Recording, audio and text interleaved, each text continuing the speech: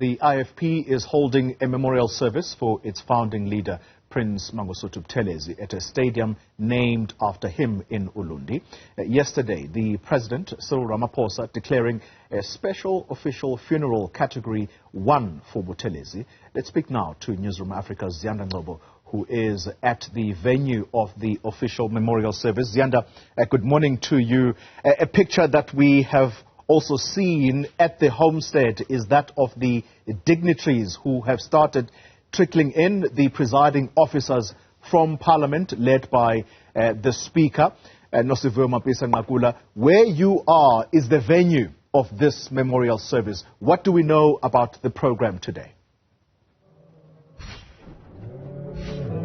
Well, at this stage, what we do know is that we are a little bit delayed. We're scheduled to start at 9, but we know that all those dignitaries will depart from KwaPhindangene, which is the home of Prince Mangosuthu Buthelezi, bound for the stadium named after him. Let's bring in the Deputy President of the IFP, Ngcobo Buthelezi, to perhaps talk us through what we can expect on the program today. It is an IFP-led memorial service. What can we expect?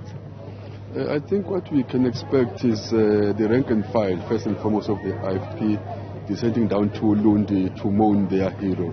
Again, we'll be seeing many dignitaries from all over the country and some abroad coming to pay their last tribute to one of our own, the son of South Africa, and a leader who has led a very good life, a leader who has shown what it means to be a leader and a servant of the people. And as your leader, I mean, you have your own way that you want to remember him. What special features will be marked in the program to signify that? I think for me, Umntwana has been this very simple yet complicated leader who was so humble. And you know, as I'm standing here, I've got mixed feelings. I'm reflecting in the past, also projecting to the future and really wondering what future would look like without him, because you know, even as the IFP family, we know that when the founder is there, when the father is there, even if you miss some of your steps, but you know that there is someone that will bring sense to everything. But we hope, God, that he will going to help us, because he has done everything. He has actually laid a solid foundation for us to build on as the IFP and for us to be able to move forward. And interesting that you speak about that, because we saw an important moment where Paul Mashatile led an ANC delegation to Umntwana's home and saying several things, but interesting for me interesting things that stood out for me was how he said that when Umntwana passed away, he wanted his ANC membership back. I don't know whether or not that's true and whether that's the sentiment you feel when it comes to what the implications of reconciliation would really mean. I think that is one part that we shouldn't take for granted. We should all regret, in particular the ANC, that the issue of reconciliation between the two parties didn't happen while Umntwana was still alive. Umntwana has said in many platforms that he grew up from the ANC, that's where he cut his tooth, and that is where in fact he belonged. He really wanted to see the relationship between these two parties improving from what they are. So the fact that he made several pleas, including to the President of this Republic, to say at least the one thing that he actually desired before he could shut his eyes was to see these two parties mending their relationship, being able to work together. Unfortunately, that didn't happen, but we hope that as from now going forward, we will try to actually take forth those discussions so that at least his wish is fulfilled.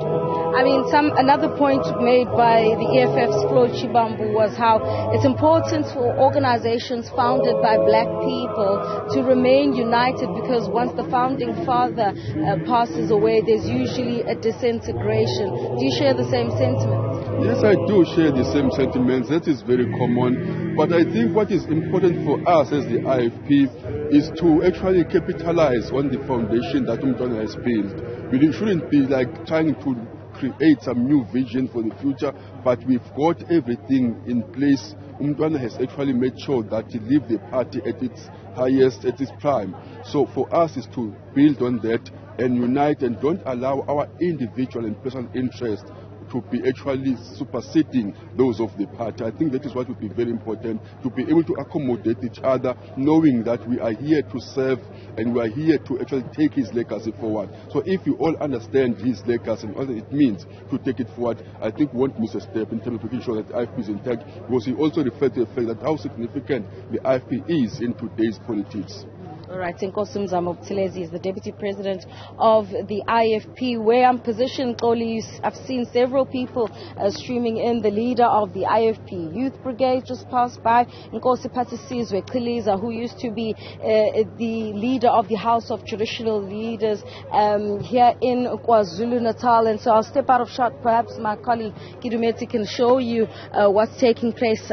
Several dozens of IFP supporters, rank and file, as Buthelezi said, are streaming into the dome that's been set up here. 8,000 seats inside this dome. In the tent right next to where we are standing, that tent is said to have a capacity of around 4,000 people. A little bit delayed in terms of the start of the program, but certainly we're expecting thousands of IFP members, supporters, and South Africans from all walks of life to descend upon this Prince Mangosuthu Buthelezi Stadium to pay tribute to the founder's life. And we understand that the party is still going to roll out other memorial services across the country after the funeral.